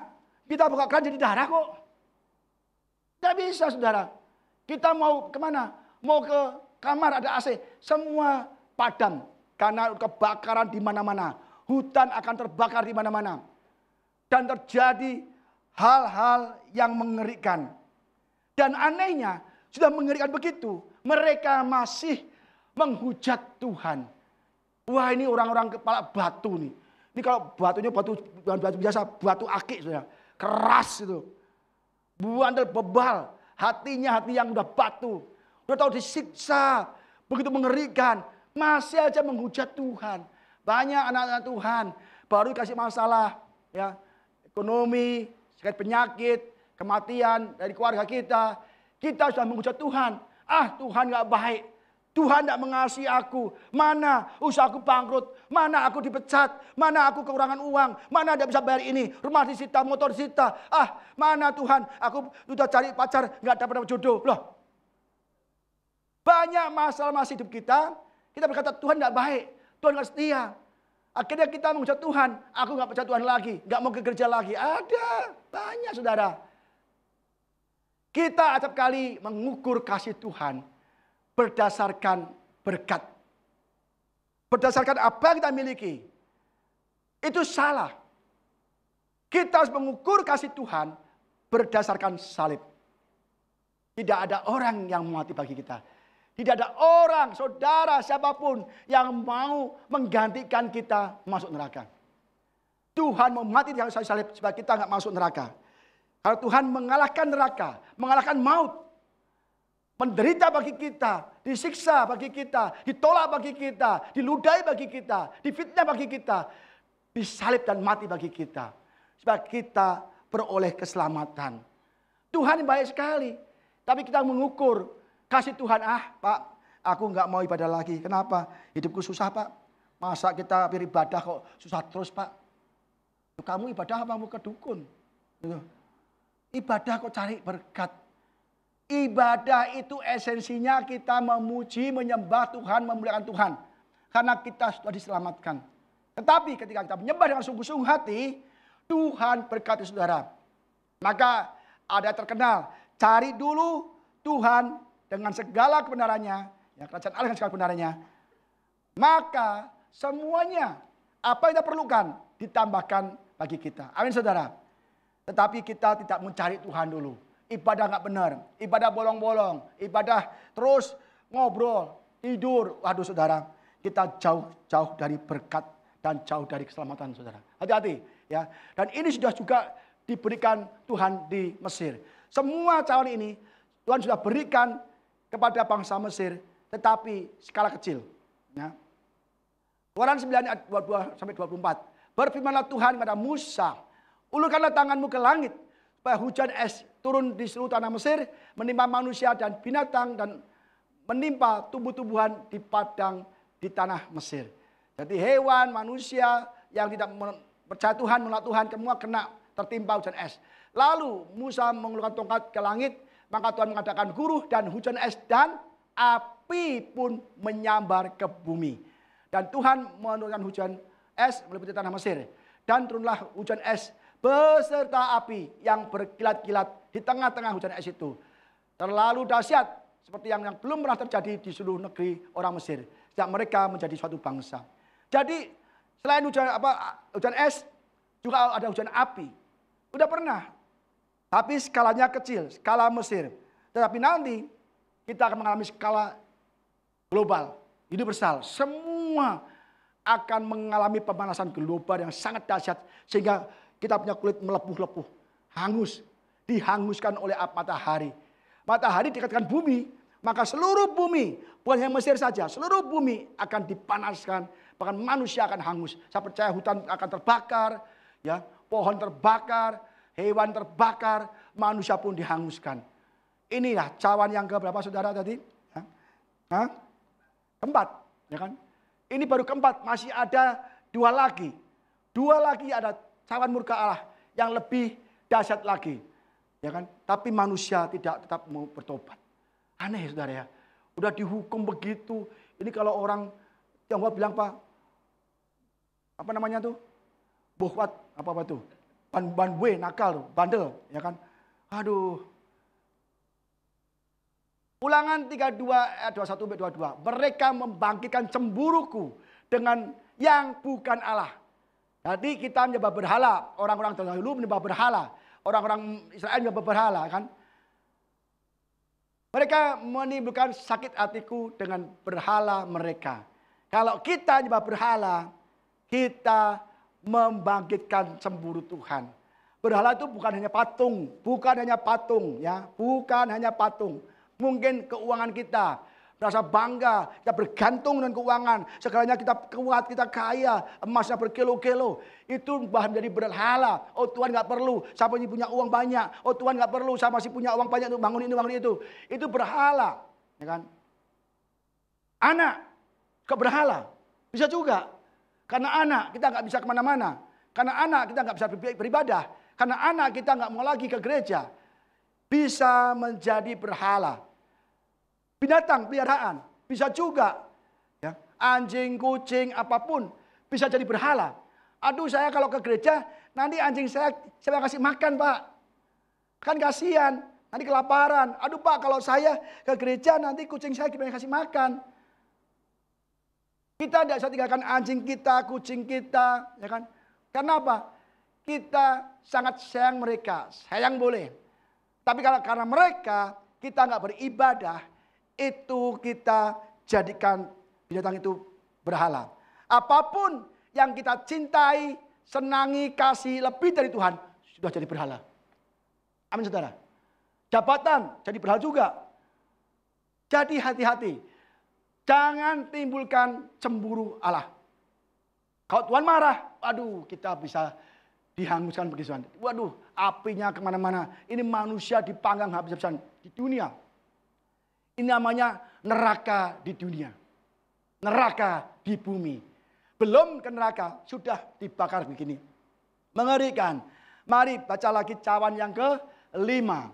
Wahyu 16 ayat 10 sampai 11. Dan malaikat yang ke-5 menumpahkan cawannya ke atas takhta binatang itu. Dan kerajaannya menjadi gelap. Dan mereka menggigit lidah mereka karena kesakitan. Dan mereka menghujat Allah yang di surga karena kesakitan dan karena bisul mereka. Tetapi mereka tidak bertobat dari perbuatan-perbuatan mereka. Yang ke-5 dicurahkan cawan itu, saudara. Di atas takhta binatang itu. Dan kerajaannya jadi gelap. Ini ada dua arti. Ada penafsir mengatakan ini gelap secara literal. Gelap kayak kita mati lampu, gelap sekali. Dan ada yang mengartikan gelap itu adalah kehancuran kerajaan iblis. Tapi saya akan bahas mengenai gelap secara literal. Gelap sekali. Ya. Dan mereka menghujat Allah karena kesakitan dan karena bisul. Mereka tidak mau bertobat. Coba saudara. Sudah demikian dia menggigit lidahnya. Sakit banget. Itu bisulnya banyak. Ya kan? Nggak ada air. Matahari sudah dekat dibakar. Ada bisulnya yang menyakitkan. Dipanaskan oleh matahari. Hangus. Mau minum air. Ada di darah. Sampai saking sakitnya. Nggak bisa minum. Itu dia menggigit lidahnya saudara. Kayak apa sakitnya. Tetapi masih saja tidak mau bertobat. Mereka tidak mau bertobat. Tuhan itu baik. Kadang-kadang kita tuh dikasih kesempatan. Dikasih COVID-19. Tuhan izinkan. Di COVID-19 ini 2 tahun ini Tuhan menilai. Mana yang sungguh-sungguh percaya. Mana yang sungguh-sungguh enggak. Mana yang setia, mana yang enggak. Oh Pak saya berdoa Pak. Mana buktinya. Ya kan? Enggak juga. Seharusnya ketika kita ada COVID-19 kita justru banyak waktu memuji Tuhan, nyembah Tuhan. Yang dulu nggak pernah baca Alkitab, bukalah Alkitab. Ya kan? Coba kalau saya langsung angkat tangan sudah mesti nggak berani. Selama 2 tahun COVID-19 ini siapa yang baca Alkitab habis dari Kejadian sampai Wahyu? Coba yang benar-benar baca angkat tangan. Saya ingin lihat. Ya kan? Apa yang kita habiskan? Baca WA, ini mati, itu mati. Si B mati juga nih. Loh, ini diselang. Waduh, ini kurang oksigen. Waduh, ini lagi langka nih oksigen nih. Kita yang baca itu aja. Gambar-gambar orang mati, rip. Wah, Rut berduka cita. Waduh, kasihan dia baik loh. Kenapa bisa mati ya? Itu aja yang kita ributin. Pernah nggak kita duduk manis, baca Alkitab? Ayo, ngaku. Nah kan? Nggak pada angkat tangan semua. Kalau kita baca Alkitab di masa COVID, aduh. Malapetaka boleh ada. 1.000 rebah di sisi kiri. 20.000, 100.000, 50.000 sisi kanan kita. Kita tetap berdiri. Melihat mereka rebah, kita tetap berdiri teguh. Tapi kita ribut aja COVID, vaksin. Vaksin anti-kris. Aduh vaksinnya nggak cocok nih. Aduh ini Sinovac nggak bagus. Bagusnya AstraZeneca. Aduh saudara. Jadi kita harus membaca firman Tuhan. Ya, itu masih nggak bertobat. Kita aja COVID nggak bertobat. Nanti lagi ada cacar. Aduh, siap-siap aja. Agak saya baca di internet, bentar lagi ada wabah cacar di seluruh dunia. Itu cacar itu udah kayak bisul tadi, skala kecil. Cacar itu kita bikin panas badan saudara. Hati-hati. Mari jemaat HOC dan semua yang mendengarkan firman Tuhan secara online. Kita mulai bertobat, cari Tuhan, hidup dengan Tuhan, baca firman, maka kita mengerti cara kerja Tuhan. Oh, ternyata demikian. Kalau dihukum dengan tulah-tulah, kita ada di tanah Goshen. Atau saat akhir zaman kita dikasih tanda. Supaya kita tidak kena masalah, tidak kena malapetaka. Kita tahu, maka kita tenang, nggak khawatir saudara. Maka itulah pentingnya saya khotbahkan akhir zaman. Saudara biar bersiap-siap. Gelap, nah, kita ambil secara arti literal, gelap kayak kita lampu mati. Sudah diberikan di Mesir juga. Ya. Quran 10 ayat 21-22, berfirmanlah Tuhan kepada Musa, ulurkanlah tanganmu ke langit supaya datang gelap meliputi tanah Mesir. Sehingga orang dapat meraba gelap itu Lalu Musa mengulurkan tangannya ke langit dan datanglah gelap gulita di seluruh tanah Mesir selama 3 hari. Ini itulah ke-8. Ya, ke-9. Jadi semua tulah cawan ini, berkat cawan ini, berkat Tuhan ini sudah ada di Mesir. Tapi skalanya sekali lagi itu Mesir. Ini seluruh dunia. Gelap sekali. Jadi saudara, kita sudah nggak ada lampu lagi, nggak ada PN lagi. Semuanya gelap, kita bisul, dibakar, kepanasan. Tapi manusia memang kepala batu. Masih nggak bertobat. Kenapa? Mereka memakai tanda 666. Udah mengabdikan dirinya kepada setan, maka mereka tidak bisa mau balik lagi. Cawan ke-6. Wahyu 16 ayat 12 sampai 16 ya. Dan malaikat yang ke-6 menumpahkan cawannya ke atas sungai yang besar, sungai Efrat. Lalu keringlah airnya supaya siaplah jalan bagi raja-raja yang datang dari sebelah timur. Dan aku melihat dari mulut naga dan dari mulut binatang dan dari mulut nabi palsu keluar 3 roh najis yang menyerupai kata. Ada Holy Trinity, ada Unholy Trinity. Ya. Ini tiga Trinitas yang tidak holy. Ya. Tuhan, dia meniru Tuhan. Antikris selalu meniru Tuhan. Kalau Tuhan punya Trinity, Trinitas, Holy Trinitas, setan pun punya Unholy Trinitas. Dia meniru Tuhan. Pertama iblis, ya, antikris dan penyesat. Ya. Naga adalah iblis, binatang yang timbul dari laut adalah antikris. Ya. Ini setan, antikris dan nabi-nabi palsu. Itu saudara. Ya. Kenapa kok dikatakan roh najis yang menyerupai kata? Ya. Saya bahas dulu nih. Apa sih sungai Efrat? Kok Tuhan mencurahkan cawan ke-6 ya di sungai Efrat kering? Kok kayaknya nggak ada penghukuman, Pak? Katanya lebih berat lagi. Saudara, ini mau puncaknya, saudara. Mana hukumannya, Pak? Cawan ke-6 ditumpahkan ke atas sungai Efrat dan kering. Airnya supaya siaplah jalan bagi raja-raja yang datang dari sebelah timur. Apa artinya, saudara? Memang Tuhan sedang mempersiapkan, ya kan? Apa itu sungai Efrat? Sungai Efrat adalah sungai yang besar, ya. Sungai yang besar, yang panjangnya sekitar 2000 km, panjang banget, ribuan kilometer, dan dia besar. Dan itu memisahkan daerah barat dan timur, ya, memisahkan. Lah, kenapa dikeringkan? Supaya raja-raja yang datang dari timur dan pasukan-pasukannya bisa ke Armageddon, tempat di mana Tuhan akan berperang, ya kan? Maka gimana kalau mereka tidak bisa ke Armageddon karena ada sungai yang lebar? Maka Tuhan mengeringkan sungai Efrat supaya raja-raja dari timur dan pasukannya bisa menyeberang sungai Efrat kan dan dikeringkan, ya kan? Dikeringkan supaya mereka bisa ke tempat yang namanya Armageddon. Ada nama tempat, saudara, ya. Untuk apa? Bagi mereka untuk berperang, tapi bagi Tuhan untuk dibantai habis-habisan, saudara. Karena Tuhan ingin memusnahkan raja-raja dari timur yang memakai tanda, yang menolak Tuhan. Dikumpulkan semua, ya, dari timur, ya, ke timur, terus ke nyebrang ke sungai Efrat dan di Armageddon. Dan di situ Tuhan akan membinasakan mereka semua, dihabiskan semua. Kenapa 3 roh najis itu berupa kata, ya kan? Orang bingung, Pak, kata kok najis ya, Pak, ya? Kok ada roh najis yang berkata? Saudara, kata itu menangkap mangsanya dengan apa? Lidah. Dari kata itu menangkap mangsa dengan lidah. Ya, roh di mulut naga ada roh kata, ya, seperti kata. Di mulut binatang ada roh seperti kata. Di nabi palsu semua ada roh seperti kata. Kata itu menggunakan lidahnya untuk menangkap mangsa. Cep. Iblis menjebak kita dengan apa? Perkataan, dengan lidahnya. Iblis sebetulnya tidak membunuh manusia. Tapi manusia yang membunuh dirinya sendiri. Amin, saudara.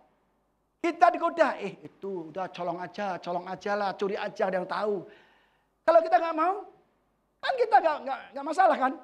Iblis yang menggunakan bisikannya, mulutnya, lidahnya, udahlah hajar aja dia. udahlah, robohkan dia. Udahlah curi. Hawa itu tidak dipaksa oleh iblis. Nih, Hawa, wah makan. Kalau makan aku tembak nih. Enggak. Kalau nggak makan aku bunuh lo. Enggak. Dia yang pakai lidah manisnya, ya. Manis di bibir, ya kan? Pahit di hati. Itu lagu, saudara. Jadi apa? Hawa, itu lo buahnya enak lo. Nggak boleh. Siapa bilang nggak boleh? Kalau kamu makan buah itu, kamu jadi seperti Allah. Bisa melihat yang baik, perbedaan yang baik, mana yang jahat. Iblis bohong nggak? Nggak bohong, memang benar. Allah bilang gini, karena manusia sudah menjadi seperti salah satu jajar kita. Betul, maka kita usir mereka dari Tuhan Eden. Supaya mereka jangan menjamah pohon kehidupan. Benar, iblis memakai firman. Oh nggak apa-apa, makan aja. Benar loh kata iblis, kamu akan menjadi seperti Allah, tahu mana yang jahat, mana yang baik. Itu tiap hari diomongin. Dia nggak maksa, diomongin. Akhirnya Hawa makan dan jatuh dalam dosa. Demikian juga kita. Udahlah, sama dia aja. Enggak, aku udah punya istri. Udah nggak apa-apa. Akhirnya selingkuh. Atau cewek-cewek. Udahlah, itu ganteng loh. Udah punya istri dia. Udah nggak apa-apa, keren itu. Aduh. Akhirnya laki itu menceraikan istrinya. Jadi iblis itu menggoda. Lidahnya tuh, dia menggunakan lidah perkataan untuk menggoda kita, saudara. Hati-hati, saudara. Jadi nabi palsu ya. Setan menyesatkan dengan lidahnya, dengan perkataannya. Ini antikris juga demikian. Waktu sudah habis belum untuk maksa cepat nih. Jadi antikris juga demikian. Dia gagah. Nggak ada antikris itu, setan tuh mukanya mengerikan, nggak ada. Mereka ganteng, cantik, kaya raya. Waduh, semua orang tergoda, saudara. Tergoda. Dan itu antikris, saudara.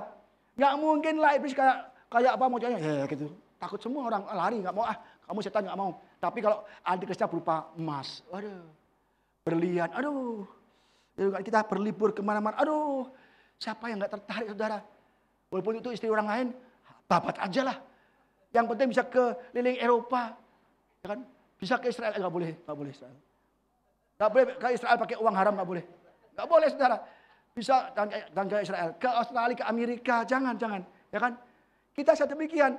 Waduh, enak loh. Walaupun Israel lain nggak apa-apa deh. Aku rela kok di madu. Waduh, itu lagu lagi, saudara. Ya. Jadi antikris membisiki kita untuk berbuat dosa. Udahlah, kerjaan yang penting gangtau. Alah, dosa nggak ada yang tahu kok. Korupsi nggak ada yang tahu, tenang aja. Yang penting buat sukses. Itulah iblis dengan mulutnya. Apalagi nabi palsu. Wah, ini nabi palsu ini ada di gereja-gereja ini. Jangan dikira pendeta, semua pendeta itu tulus. Kadang-kadang bisa menyesatkan. Sekali selamat tetap selamat. Selama-lamanya selamat. Dosa kita diampuni dari dulu, sekarang, dan akan datang.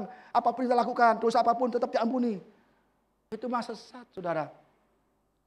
Sesat pakai A juga. Di dalam Kristus tidak ada lagi penghukuman. Betul. Saya bilang, Hawa betul. Bahwa kau akan sama seperti Tuhan, mengetahui yang baik dan jahat. Betul. Barang siapa di dalam Kristus tidak ada lagi penghukuman. Betul. Tapi orang bilang, aku diampuni sekarang, dulu kan diampuni, nanti aku berbuat dosa. Sudah diampuni sekarang. Karena aku sudah di dalam Kristus, percaya Yesus, sudah dibaptis. Enggak, saudara. Mau dibaptis sungai Yordan sekalipun, kita belum bisa selamat kalau kita tidak berjalan dalam kekudusan. Kita dihakimi tidak berdasarkan iman. Kita dihakimi berdasarkan perbuatan. Makanya banyak penyesat-penyesat, makanya ada kan orang, udah pokoknya enak ke gereja, yang gede lah, yang penting kita dosa gak kelihatan. Aku kalau kecil, Pak Budi ikut Bapak Pacaran, saya kena aja. Saya lihat sini, masa dilihatin. Saya lihatin, lihat di kecil kok. Kalau besar gak kelihatan saya misalnya. Besar, saya lihat sini ya karena aman. Lihat sana sini aman. Lah kalau kecil begini saya lihat sini, waduh aku kayak disinggung Pak Budi nih. Aduh singgung Pak Budi nih. Kok rasa disinggung? Nah memang gerejanya nggak segede yang mega church. Jadi ada orang bisa begini, enak di gereja besar nggak kumpul-kumpul. Aku kalau di gereja kecil, aku disinggung melulu dosa-dosaku. Loh, justru kita baik. Di gereja kecil kita disinggung dosa kita, supaya kita nggak masuk masa tribulasi. Supaya jangan mengalami kesusahan besar, saudara. Sebab kalau saudara nggak benar di sini, baca-baca HP, ngobrol-ngobrol, saya ketahuan. Oh ini, langsung takut ya kan. ngobrol takut, apa takut ya kan? Saudara, banyak hal-hal yang kita harus perbaiki cara ibadah kita, ya kan? Kali saudara misalnya nih ada firman, klik nggak masalah, karena itu keperluan ibadah kita, nggak masalah, ya kan? Kan saya berkali-kali juga kalau ujian mutuin YL-nya juga kan, saya putuin musiknya, saya putuin semua, saya bagi semua, biar tahu, aku dipoto juga ya. Oh, Pak Jetro, waduh aku juga dipoto nih Pak Budi. Jadi untuk kepentingan file gereja, ya. Jadi kita jangan salah, terus jangan setiap hari main HP terus nggak boleh, saudara. Kita akan berdosa. Digoda iblis dengan mulut rayuannya tergantung dari kita. Kita ingat, Hawa gagal karena dibujukin iblis. Ya, digoda iblis, dia nggak tahan, dia berdosa. Tapi ingat, ada yang anak muda yang hebat, Yusuf, digoda oleh tante Potifar, ya, istri Potifar. Dia digoda nggak sekali, tiap hari digoda supaya mau tidur dengan istri Potifar. Tapi Yusuf menjauhi. Sebab keputusan ada di tangan kita. Iblis hanya menggoda. Tetapi dosa, keputusan untuk berbuat dosa itu di tangan kita. Habis itu salahkan iblis. Iblis sih buat saya dosa. Enggak, kita sendiri berdosa. Iblis bilang, kok aku salah-salahkan? Kan itu selalu sendiri. Aku ngomong aja. Enak lo. Kenapa kamu mau? Ayo. Habis itu kita salahkan iblis. Tangin, Yesus pergi. Yang tangin itu kita, bukan iblisnya. Kita enak aja. Dalam Yesus, roh perzinahan, roh rakus, cinta uang. Pergi. Lawan kita yang cinta uang, kita yang suka banyak belanja ke mall-mall, ya kan? Akhirnya kita korupsi, jangan saudara ya. Jadi kita memang ada roh-roh demikian. Roh yang menghasutkan roh cinta uang, ya, roh okultisme itu ada. Tetap kita tengking ya saudara ya. Tapi kita juga sadar juga, kita harus tidak boleh tergoda oleh rayuan iblis. Dengan caranya kita belajar firman Tuhan. Ya. Mengenai kata ini juga pernah di Mesir saudara. Saya hubungkan terus dengan Keluaran saudara. Keluaran 8:1-4. Berfirmanlah Tuhan pada Musa, pergilah menghadap Firaun dan katakan kepadanya, beginilah firman Tuhan, biarkanlah umatku pergi supaya mereka beribadah kepadaku. Bangsa Israel dikeluarkan dari penindasan, penyiksaan, jajahan bangsa Mesir, supaya tujuannya apa? Beribadah kepadaku. Kita diselamatkan, kita diberkati, supaya kita beribadah kepada Tuhan. Banyak kita diberkati, dapat mujizat, justru kita menjauh dari Tuhan. Amin saudara. Ya. Jadi ingat, kalau kita diberkati pekerjaan, rumah tangga, kesehatan, supaya kita bisa beribadah kepada Tuhan. Jangan menjauh dari Tuhan. Jika engkau menolak membiarkannya mereka pergi, maka aku akan menulai seluruh daerahmu dengan kata. Ditulai dengan kata. Kata-kata akan mengeriap dalam sungai Nil, lalu naik dan masuk ke dalam istanamu dan kamar tidurmu, ya, sampai ke dalam tempat tidurmu, ke dalam rumah pegawai-pegawaimu dan rakyatmu, dan bahkan ke dalam pembakaran rotimu serta ke dalam tempat adonanmu. Kata-kata itu akan naik memanjati engkau, memanjati rakyatmu dan segala pegawaimu. Kata semua. Dan kira kata, hidup kata, duduk kata, mau ke toilet kata, mau tidur kata, mau ke dapur kata. Semua kata semua, mau apa kita? Kalau itu sudah sayang di Mesir loh. Kalau di Cina jadi suike saudara. Benar. Karena di Mesir dia nggak tahu kalau di Cina kata dipuji Tuhan. Nggak usah beli kodok. Jadi suike semua loh. Suike. Enak saudara. Saya paling suka suike benar. Suike Purwodadi. Waduh. Ini kalau orang Purwodadi di sini senang loh. Wah, nggak usah belanja cari kodok kata di mana di sawah. Datang sendiri. Saudara, kata semua saudara, ya. Jadi suike saudara ya. Ayat 14 tadi, kembali ke Wahyu, itulah roh-roh setan. Ya, tadi yang 3 ya, setan, antikris dan nabi palsu, ya, keluar roh najis seperti kata. Itulah roh-roh setan yang mengadakan perbuatan-perbuatan ajaib, ya kan? Setan bisa kasih mujizat, ya.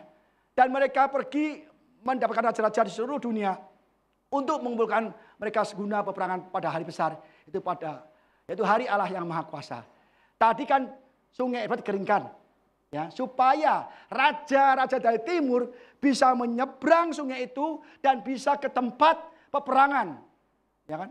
Lihatlah, aku datang seperti pencuri, berbahagialah dia yang berjaga-jaga dan yang menghatikan pakaiannya, supaya ia jangan berjalan dengan telanjang dan jangan kelihatan kemaluannya. Lalu ia mengumpulkan mereka di tempat yang dalam bahasa Ibrani Armageddon.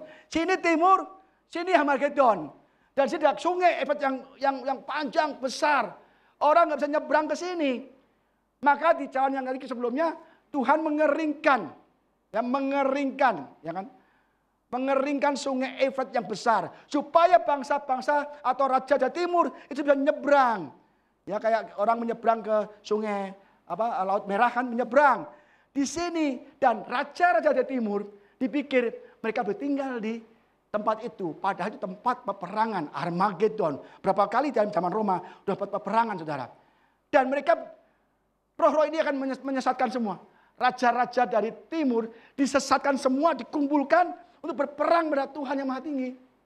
Bagi Tuhan itu bukan peperangan. Bagi mereka peperangan untuk melawan Allah yang Maha Tinggi. Bagi Tuhan itu peperangan. Tuhan sekali tebas sudah mati semua kok. Tapi bagi Tuhan, orang pakai tanda, orang menolak Tuhan dikumpulkan suatu tempat untuk dihabiskan, dibinasakan. Maka dipersiapkan jalan. Sungai Efrat dikeringkan dulu. Pak Idan, Pak kok tahun kelima kok kenapa dikeringkan? Tadi ayat sebelumnya dikeringkan, kok kayaknya nggak ada pembunuhan Pak, enak aja kan? Jadi di ayat sebelumnya tadi katakan bahwa sungai Efrat itu dikeringkan. Di ayat 12 ya, dikeringkan. Masa di jalan ke-6 kok nggak ada penghukuman? Tuhan lagi bikin skenario. Bukannya nggak ada penghukuman di jalan ke-6. Hanya sungai dikeringkan. Tuhan lagi bikin rencana skenario. Dikumpulkan semua ke Armageddon. Tapi terhalang oleh sungai Efrat. Maka dikeringkan dulu. Sampai di sana Tuhan tebas semua. Jadi untuk Yesus datang 2 kali perang di situ. Nah untuk kedatangan Yesus 2 kali dan perang Armageddon akan saya sampaikan khotbah minggu depan. Karena apa?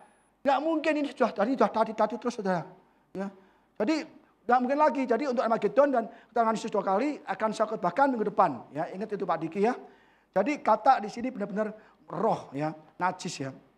Dan menghasut banyak bangsa-bangsa supaya mereka berperang melawan Tuhan. Aku datang seperti pencuri. Berbahagialah dia yang berjaga-jaga dan memperhatikan bagiannya supaya ia jangan berjalan dengan telanjang dan jangan kelihatan kemaluannya. Artinya apa? Kita semua berjaga-jaga. Jangan didapatkan telanjang dan memakai pakaian kemuliaan, pakaian kekudusan. Jangan ditemukan. Ini ada perumpamaan juga. Orang pesta ada temukan satu orang nggak berpakaian dalam pesta kan. Nah, pakaian adalah pakaian kekudusan. Jangan sampai Tuhan temukan kita telanjang, artinya apa? Kita masih hidup dalam dosa, tidak memakai pakaian kekudusan, dan kita akan mengalami kebinasaan, saudara. Ya, hati-hati, saudara. Ini benar-benar terjadi, dan inilah lembah Armageddon. Ini Pak Richard dan saya sudah pernah ke sana. Ya, ini dilihat dari Mount Carmel. Ya, nanti November tahun depan kita akan ke Israel lagi. Saudara-saudara yang mau ikut silakan mendaftar ya. The Valley Armageddon, lembah Armageddon. Nanti di sini dikumpulkan raja-raja dari timur akan dengan 3 roh tadi, 3 setan lagi untuk berperang melawan Tuhan. Dan Tuhan datang kedua kali langsung ke Armageddon, dibabas semua, habis semua. Nanti akan saya jelaskan minggu depan lebih detail lagi ya, kedatangan Yesus 2 kali dan perang Armageddon. Banyak sekali yang kita pelajari dari kitab Wahyu, tetapi nggak mungkin semuanya. Bulan depan saya sudah minggu terakhir saya harus khotbah mengenai langit baru, bumi baru. Capek dong kita masuk ke banyak malapetaka, terus kapan kita enaknya? Nanti akhir bulan. Langit baru dan bumi baru. Kita akan semua hidup di langit baru, bumi baru, penuh kemuliaan Tuhan.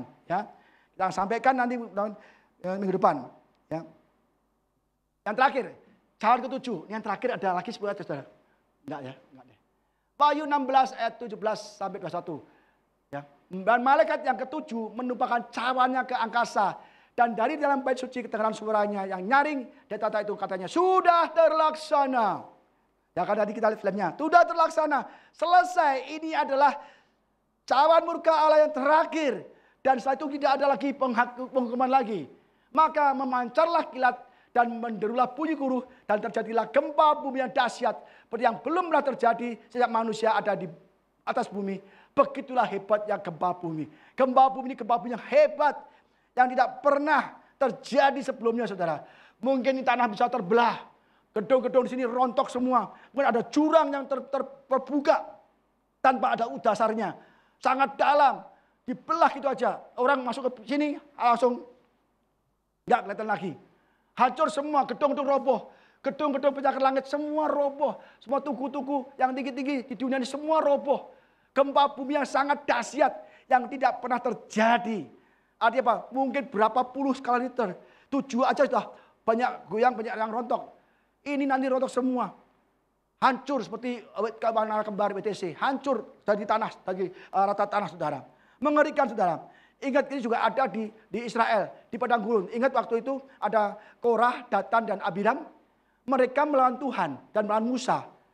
Dia mau berbalik ke Mesir dan dia melawan Tuhan. Apa artinya? Akhirnya Musa, jauhkan kamu dari mereka. Langsung Datan, Korah, Abiram bersama keluarganya, pengikutnya semua dibuka tuh tanahnya. Bumi dibuka, mereka jatuh dalam dan ditutup lagi sama Tuhan. Ngeri. Tuhan bisa membuka bumi, bisa menutup kembali. Tuhan yang kita sembah, Tuhan yang Maha Kuasa atas alam ini. Amin saudara. Kalau kita melihat Tuhan yang Maha Kuasa atas bumi ini, mengapa kita nggak jadi bolonya Tuhan, temannya Tuhan? Kan enak, aman. Kita aneh-aneh, ibadah nggak mau, mencari dukun apa, nggak usah tuh. Rajin ibadah, sungguh-sungguh, melayani Tuhan dengan sungguh-sungguh. Maka kita akan aman dengan Tuhan. Kita aneh-aneh saudara. Kita maunya celaka aja. Jangan saudara. Ya begini saudara. Ya, mengerikan. Ya. Lalu terbelahlah kota besar itu. Ini berbicara tentang Yerusalem. Ya. Menjadi 3 bagian. Karena kota besar adalah kota para nabi. Bahkan Yesus pun dari Yerusalem juga kan. Lalu terbelahlah kota besar itu menjadi 3 bagian. Dan runtuhlah kota bangsa-bangsa yang tidak mengenal Allah. Yang tidak mengenal Allah, yang menolak Allah. Maka ternyata Allah akan Babel. Yang besar itu memberikan pada cawan yang penuh dengan anggur kegeraman murkanya. Maka semua kota-kota ya, di semua negara akan rontok demikian saudara. Bayangkan ini kayak WTC dulu yang kembar rontok jadi rata-rata semua. Kalau begini saudara mau hidup di mana saudara? Itu semua nggak ada. Pak enak pak, banyak mobil nganggur, pakai aja. Pak, saya mau keliling rumah-rumah pak. Sepatu ada emasnya sekilo pak. Cari aja. Mau jual kemana? Aduh, dunia begini saudara. Lebih baik sudah bertobat sekarang deh. Tidak mengalami ini semua. Ngeri saudara ya. Semua kota-kota dan bangsa-bangsa akan hancur. Ya. Dan semua pulau hilang, lenyap dan tidak ditemukan lagi gunung-gunung. Bayangkan, pulau-pulau saja bisa hilang. Gunung ini bisa hilang. Tidak ditulis di Alkitab bagaimana cara hilangnya. Tapi kalau saya tafsir, hilangnya mungkin ada tsunami besar, air laut naik ribuan meter ke atas, di atas itu bukan tanah, dan semua kota, semua gunung akan lenyap. Ingat Nabi Nuh, semua bumi, semua daerah itu kena air bah, naik air bah. Sampai semua orang mati dan tanah itu semua tidak ada daratan. Sampai dia kirim burung, ya, tidak ada daratan balik lagi. Berarti benar-benar kalau saya menafsirkan, bab ini nggak ada di Alkitab, ya. Semua pulau hilang, lenyap dan tidak ditemukan lagi gunung-gunung. Artinya ini akan terjadi tsunami besar-besaran. Air itu naik sampai bukan ratusan lagi, ribuan meter, ya, dari permukaan air laut naik di atas darat. Dan itu menenggelamkan pulau-pulau dan tidak ditemukan lagi gunung-gunung saudara. Jadi Pulau Jawa juga lenyap saudara. Hati-hati kita mau pakai apa? Pelampung. Gak bisa. Mati juga kita saudara. Dan masih ada lagi yang terakhir saudara. Dan hujan es besar seberat 100 pon jatuh dari langit menimpa manusia. Dan manusia menghujat Allah karena mereka malapetaka hujan es itu. Sebab malapetaka ini sangat dahsyat. Bayangkan. Sudah berkali-kali dihajar malapetaka, bencana, kesakitan, bara, bisul, kelaparan, perang, pembunuhan, penyiksaan. Masih aja manusia menghujat Allah dan tidak mau bertobat. Ini kepala batu saudara. Hatinya keras sekali. Mereka ditentukan untuk masuk ke neraka. Batu segini besarnya saudara. Ini 45 kilo. Kita bisa gepeng saudara. Yang terbesar sejarah dunia itu di mana saudara? Di USA. Terbesar hujan batu hanya 0,75 kilo. Tidak ada 1 kilo, saudara. Dan besarnya sekitar 17 cm segini. Terbesar hujan batu di Amerika, sejarah. Ya, segini. Ini 45 kilo. Bayangkan segini kepala kita gimana? Aduh, gepeng, saudara. Rumah roboh semua, hancur semua, bolong semua. Ini benar-benar terjadi nanti, saudara. Kita harus benar-benar saat ini bertobat. Tim musik siap? Jadi hari ini kita telah belajar tentang 7 murka Allah yang terakhir. Yang sebelum kita belajari 7 murka Allah terhadap materai, sakakala, dan ada 21 murka Allah. Dan ini yang terakhir, saudara. Ya. Tapi orang manusia tetap tidak mau bertobat. Nanti kita harus benar-benar bertobat. Saat ini juga bertobat. Nanti kita akan mengalami langit baru dan bumi baru. Banyak orang tidak mau bertobat. Udah karena COVID, dipecat, nggak bisa makan, masih aja mau Tuhan. Aneh kan? Sudah naik tangga, jatuh dari tangga, ya, tiba tangga, dikit anjing gila, masih aja nggak bertobat. Maunya apa sih, saudara, kita? Ibadah nggak pakai, nggak ada gunanya kalau kita nggak mau bertobat. Ibadah sudah sia-sia, pelayanan sudah sia-sia kalau sudah nggak bertobat. Nggak bisa, saudara. Ya. Jangan dikira kita pelayanan di sini, kita masuk surga, belum tentu kalau itu kita nggak benar. Jangan. Yang penting adalah ibadah sungguh-sungguh, pelayanan sungguh-sungguh, muliakan Tuhan, maka kita akan masuk ke langit baru, bumi baru. Ya. Oleh karena itu, saudara, mulai hari ini kita punya iman. Harus punya iman. Ya. Iman yang mengalahkan pencobaan dunia. Iman yang mengalahkan godaan dunia. Iman yang mengalahkan dunia.